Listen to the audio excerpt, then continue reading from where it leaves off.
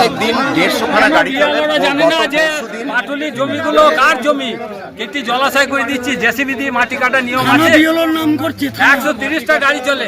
থানাকে জিজ্ঞাসা করলে বলছে বিএলও জানে, বিএলও কে জিজ্ঞাসা করলে বলছে থানা জানে, আর লোকাল সন্ধ্যা প্রশাসন 7টা জানে। থেকে বৈকাল 5টা পর্যন্ত 130টা গাড়ি চলে।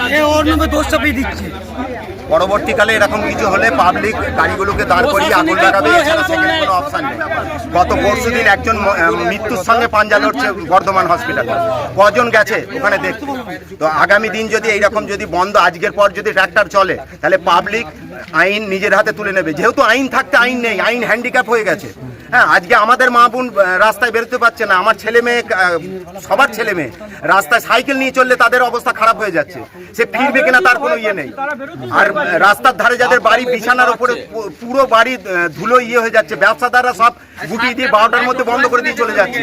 এটা কি হচ্ছে কি?